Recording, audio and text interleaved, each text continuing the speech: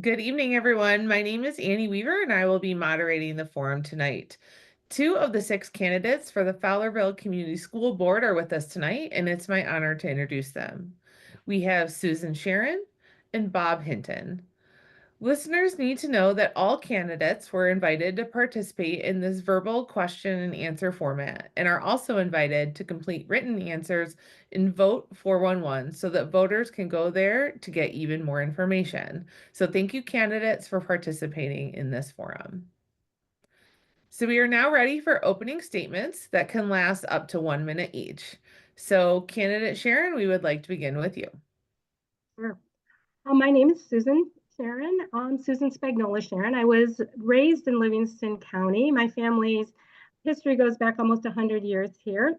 I was, I went through Fowlerville Public Schools, where I graduated, and went on to Michigan State University, where I became a teacher.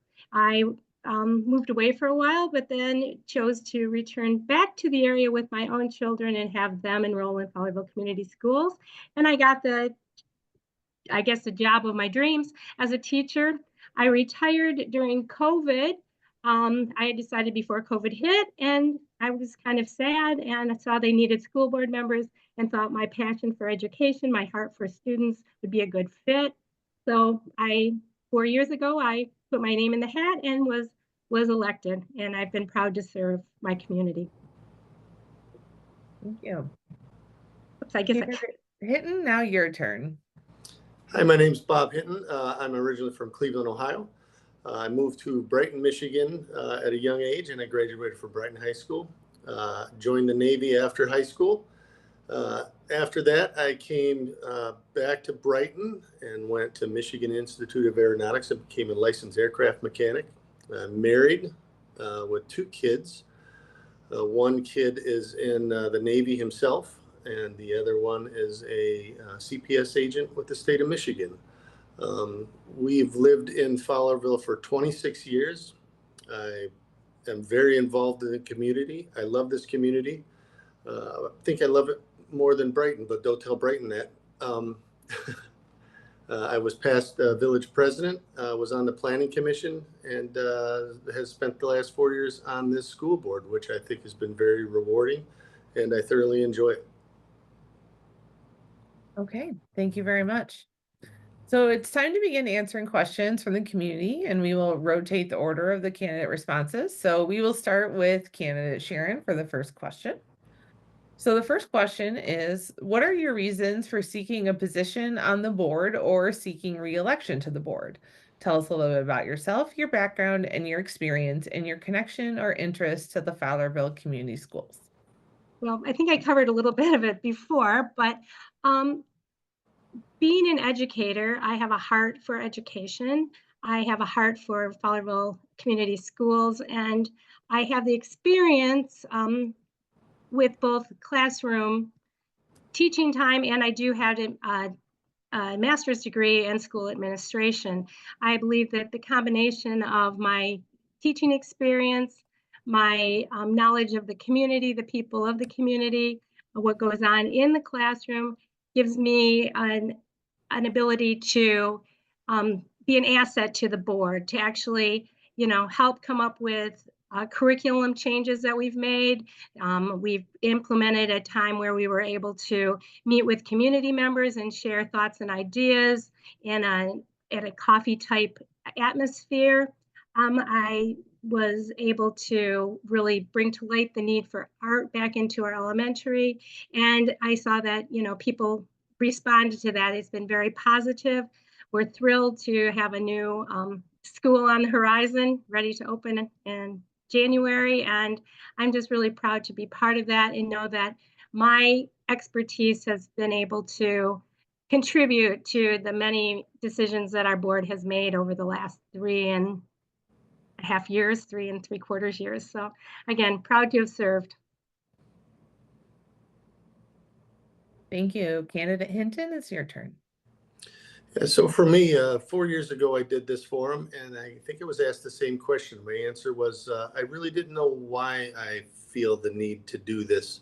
I'm just drawn to it. But spending 4 years on the school board has really opened my eyes to the need that the children are requesting, a good, wholesome, solid curriculum, a fair shot at making good grades to go to the next step, the next college level, military, or none of the above. So putting a lot of effort and time into our district, I think, is a challenge, but it's a rewarding challenge. And I think that's what draws me closer and closer to this district. I think that I bleed purple and yellow at this time. Really, I know it's gold. It's Vegas gold. Thanks, Sue. I know this isn't, but really, I think that it's a great place to be. It's a great place to start, and we have a great group of people that are very invested into this district, and that's what draws me to it. Okay, thank you. So for our second question, candidate Hinton, you will start us off. What are some major issues that you believe the school district is facing currently, and how would you like the school district to deal with those issues? I think that one of the biggest issues that we have is keeping up with curriculum. Student test scores are another big issue. I think that being able to stay on top of technology is going to be one of the biggest factors of staying on top of those challenges. We need to be able to kind of get ahead of the curve with new technologies and new methods for teaching. I think that's one of the biggest issues. One of the second biggest issues is, of course, facilities. We have a number of old schools, and as Sue has mentioned, we've got a new school that's being built. I think that before this school was built, we looked at how the other schools were constructed and some of the shortcomings from those. So I'm looking at future board members for the future of the district, to be able to put forth a plan that lasts generations. Not just seeing what's right in front of us, but that's pretty much the two biggest issues that I think that are facing this small district of Fowlerville. Thank you, candidate Charron. I agree with Bob. Those are issues. Looking at it from another point of view, I look at our declining student enrollment as being an issue, and I'm thinking, how do we draw people back to our district? What do we offer to our community and the communities around with school of choice so that we can increase our enrollment again? I think we need to look at programming that might involve homeschoolers and how we get homeschoolers involved somewhat in our programming. I also think that our test scores are a concern, and I know as a board we really to increase academic achievement is one of our top priorities. We need to continue to look at our curriculum and how we can implement it and have it be consistent from grades K through 12 so that our kids are, building on what they're learning each year rather than starting over with something new and different. I guess I also look at the teacher shortage that the whole state is facing and how we're going to draw and retain good teachers to our district. In the past, it's been because it's such a nice little place to work. Hopefully people still feel that way and we're able to continue to get the high quality teachers that we need in our district to prepare our students for the future.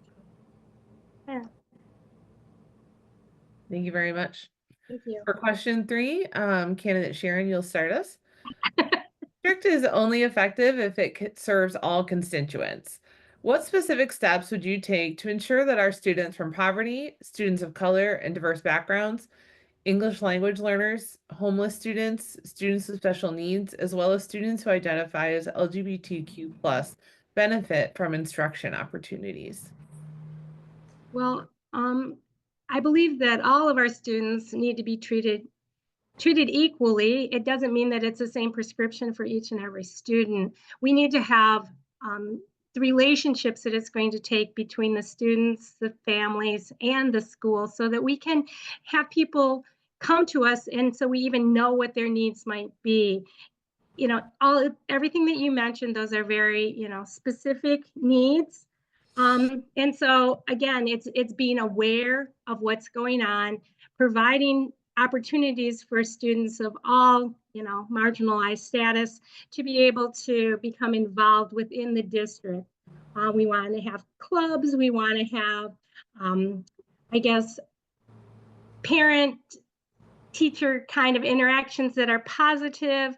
The nights at the elementary school, we would have opportunities for kids and families to come in and do games and things, and just get to know people on a personal level, not just, you know, teacher student or teacher parent, but become more of a family, so that we're able to meet the needs. We respect each other, we respect the differences, but we can continue to help and educate students as we see fit and as meet their needs. Oh, and I have a dog running through the room. No, yes, you sit down. Thank you. Thank you.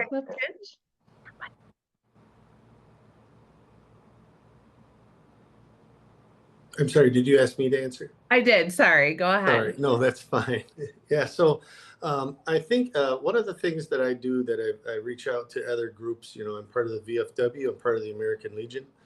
And we kind of venture out that way and hope that we gather resources from those groups as well to help benefit additional instruction for all the groups that you had mentioned. And it's very specific quite often, and quite often we don't necessarily see those until that problem arises and it's in our face.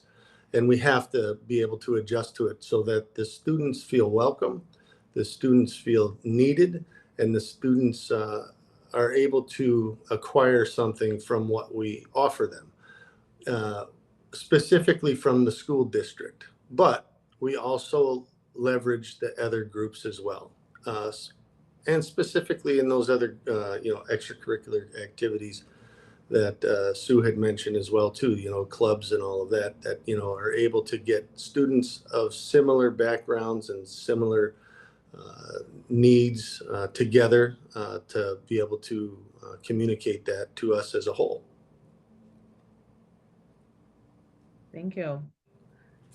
So candidate Hinton, you will start us off with the next question. Ongoing two-way communication between the school district and parents is key to building strong partnership and trust. In your opinion as a school board member, how important is parent input or feedback in shaping district policy? What are your recommendations for improving communication, including the district's and each school board member's social media messaging? This is a good question because it was something that I ran on 4 years ago, was communication. And one of the things that I noticed now is we've got an official Facebook page open. We have a website that's a new website, a new format. It's some of the things that we worked on.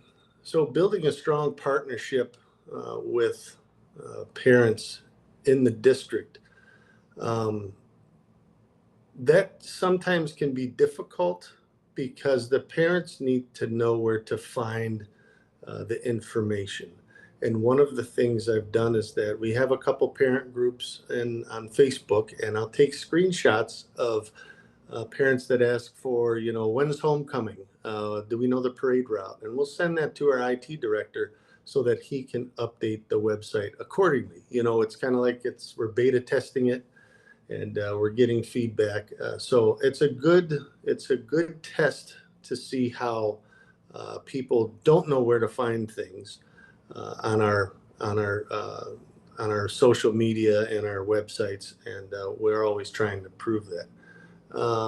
As for my social media page, I hardly use that, so I'm kind of relying on the district to do that. Thank you. Candidate Charron? Yes. Well, Bob's right. We do have a pretty nice new website that is a lot easier to use and navigate than what we previously had. Coming from the classroom, I believe that the communication between staff and parents is critical. There were always newsletters that went out, as well as phone calls, thing called Class Dojo that was just introduced as I was pretty much finishing my career. But it was amazing that I could send pictures of the kids doing things in the classroom to their parents, and they could see how well their kids were doing. So that one-on-one kind of interaction with parents is critical. I would say that getting out into the public and meeting people, having them know that if they do have questions or concerns, they please feel free to contact us as board members. We all have our own emails that they can contact us as individually as a group. And I'm of the mindset that within 24 hours I will answer any questions or concerns that come my way. I love to meet people. I plan to go be at games and things where I can meet people one-on-one, talk to them, hear the concerns of the community, and form those relationships that are so critical for us to really build and grow our district. Thank you. So candidate Charron, you'll answer this one first. According to Pew Research Center, 1/3 of public K-12 teachers say students being distracted by cell phones is a major problem in their classroom, and another 20% say it's a minor problem. What is your opinion on restricting of cell phone usage and access by students in the district?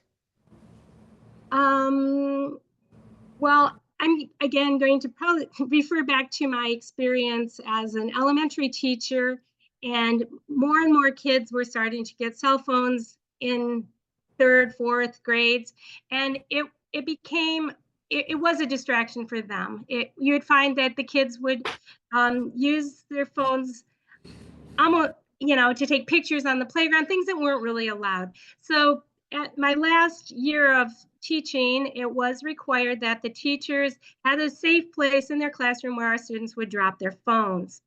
I found there not to be nearly as many problems when the kids came in, they dropped their phones, they were locked for the day. At the end of the day, they would pick them up.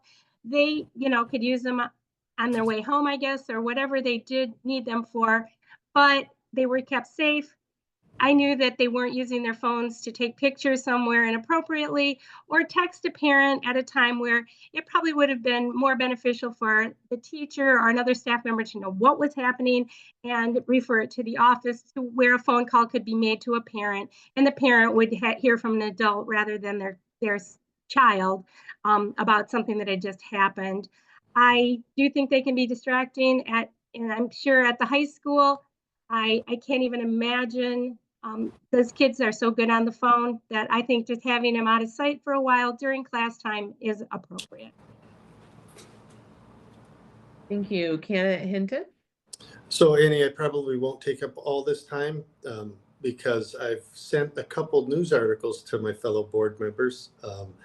And I think, and just so everybody knows, there's 7 additional board members, right? I'm just one of them, and we don't necessarily steer this school board like a speedboat. It's more like an oil tanker. But I am in favor of banning cell phones in school, and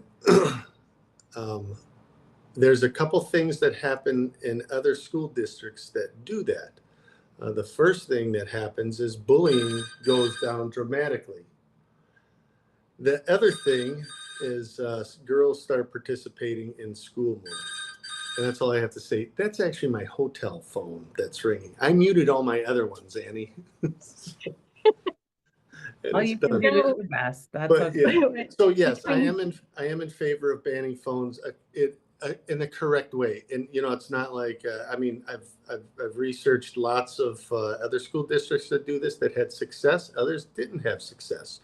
So it's something that I'm looking into, and it's not top on my priority. So that's all I have to say about that. Thank you.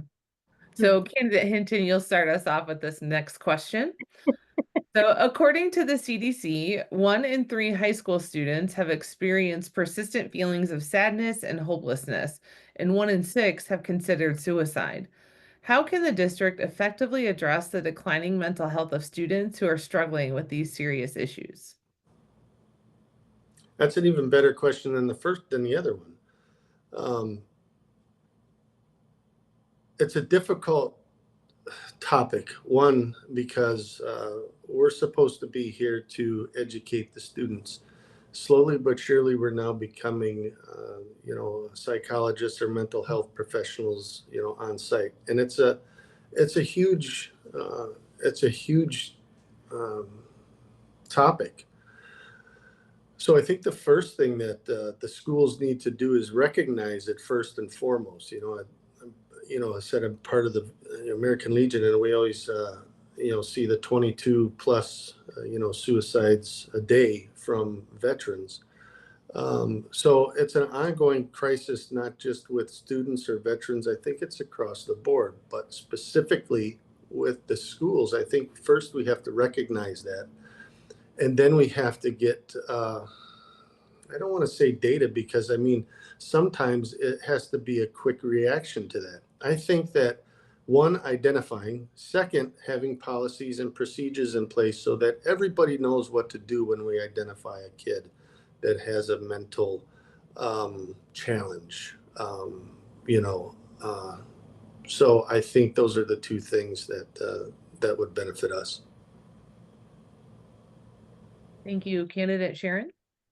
Yeah, it is a crisis. It's horrible. It has to be the worst feeling in the world as a parent to hear that your child had struggled so much, and maybe you were aware, maybe you weren't aware. As far as a teacher and a board member, I want to be able to provide our students and their families with as much help as we possibly can. I believe that there's going to be some extra money that's going to come in for mental health, and I would like to see that used to train not only our teachers, but also get in more counselors so our kids can actually have time to talk to a counselor, give the counselors time to develop relationships so kids feel comfortable talking with them. It is a national crisis. If I had one specific answer, I would definitely share that. I think it's just a matter of us really paying attention to it, making sure that our staff, not just teachers, but all staff, might recognize some signs that a student is struggling, and training all staff to be aware of that and know who to go to and how to, I guess, notify the correct people so that this child or it could be a staff member can get help, and we keep them, from hurting themselves. Thank you very much. Oh, hold on, I have to open our chat break. So candidate Charron, you will answer this one next. So the increase of school violence in all of its forms, such as gun violence and cyberbullying, is of grave concern to parents. Specifically, how should school safety be enhanced or improved in your school district? Well, we can always do better, but I am very proud of the fact that we currently have a director of school safety. We have our school liaison officer in each one of our buildings. We have a safety monitor. So we have a lot of people in place over the last 3 years that weren't there before. So this is encouraging as a parent and as an educator and as a board member to know that our buildings have become more supervised. We've also, we need to make sure that our doors and windows and everything are really functioning, and that everything is locking, and that we have the security in place when someone enters our building to know who is there and, what their purpose is. Again, more training. It's a sad thing to think that we're training kids, to avoid a situation like this, but yet if they're prepared, if the teachers are prepared, the rest of the staff is prepared, that's what's going to save our kids in the event of some catastrophic incident that we all pray never happens. More education to our students, just, if they see something they don't think is right, make sure you say something so that we can intervene in the event that something is going on. I wish I had a simple answer, but we're trying very hard. Thank you. Candidate Hinton? Yeah, I think with the rise in gun violence, and specifically, it's of course tied to cyberbullying. As the school district, tries to communicate to parents that we have a full grasp on school safety, is one of the most critical things. And how do we get specifically, how should school safety be enhanced or improved in my school district? I will leave that up to our safety officer to do that. The safety officers, those are the ones that are on the front line seeing this stuff. Me as a school board member is not that one that should be specifically directing that. That would be, I don't think that would be a good thing, because I just don't know. I don't live it every day. I'm not a retired police officer or anything like that. I would, however, like to see our safety officers armed. Whether that happens or not, that's totally up to our safety director to do that, to make that call. But it's ongoing. It's continuously getting worse, and I think a good safety director in place is the key to that. Thank you. Now we have our final question. So, Candidate Hinton, you'll start us off. If you are elected or reelected, how should your school community measure your performance at the end of your term? What would you need to do to earn an A or an excellent grade? If you are already on the school board, how would you grade your present leadership? Well, that's difficult to answer too, because issues that arise at the school level are changing constantly. So I think the best way to grade my performance are against the things that we have accomplished. Updating curriculum,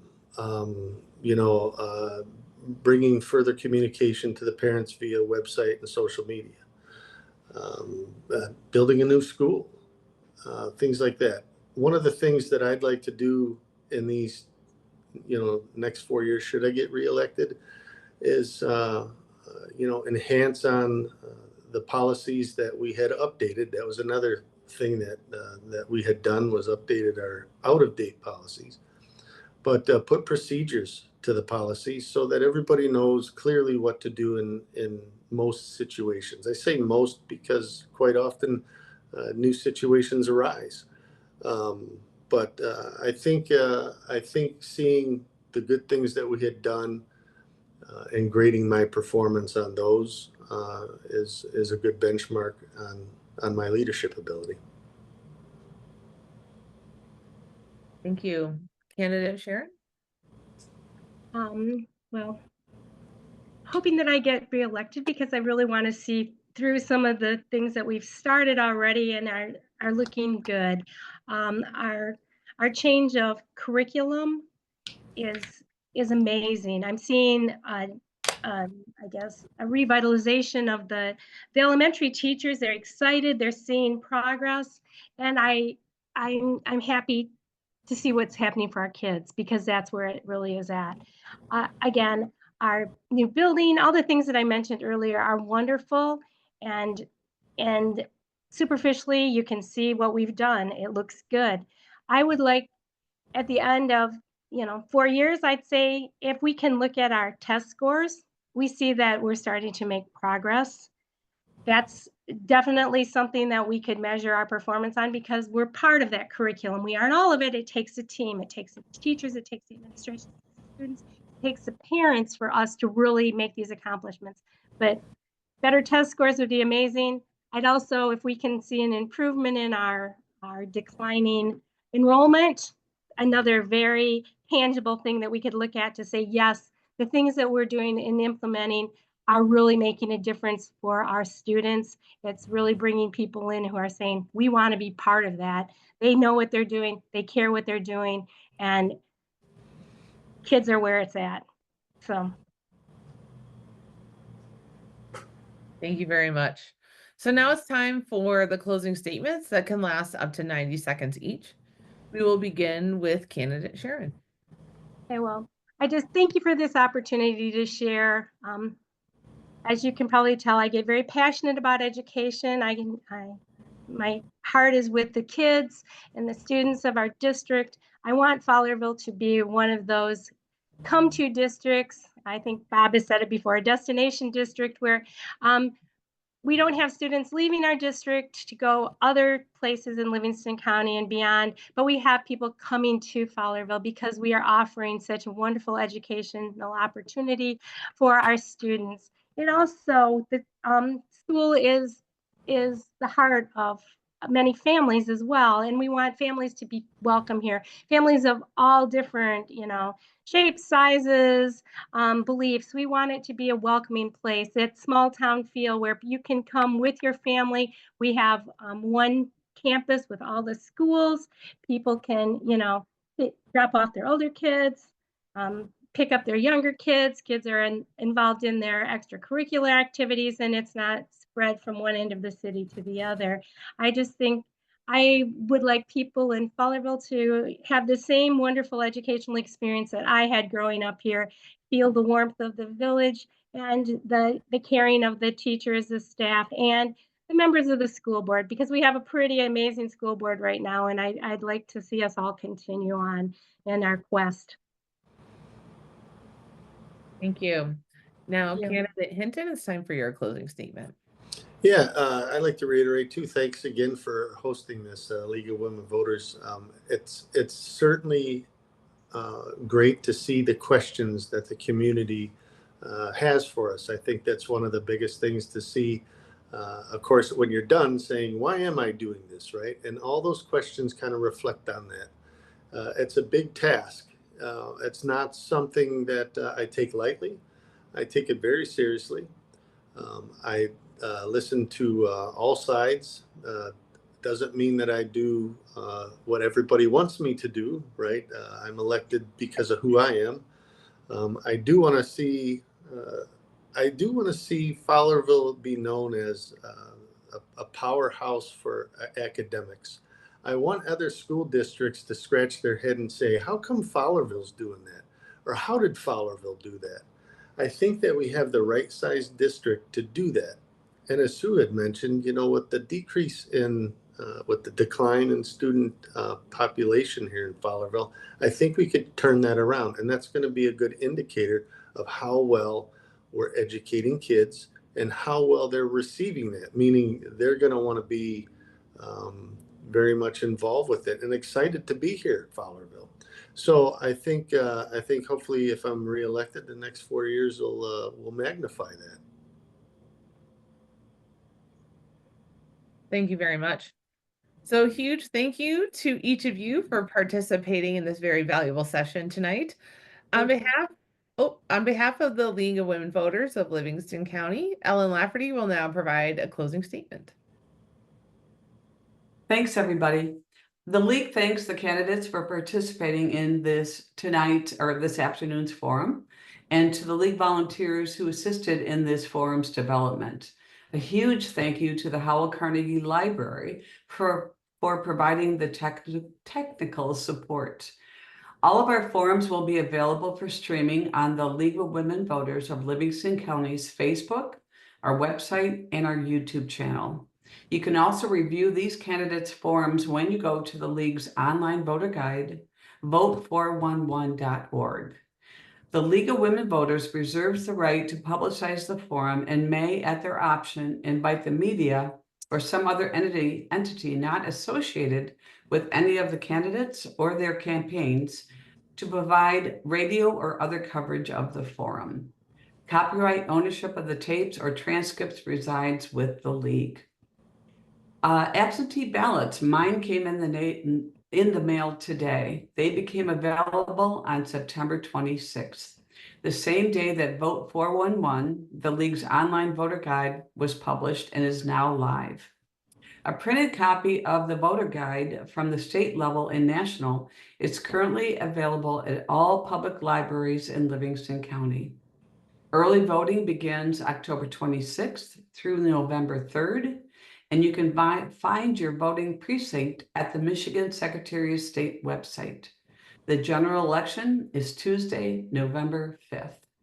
You have plenty of opportunities to vote absentee, vote early in person, or on election day, just to be sure to use your voice and vote.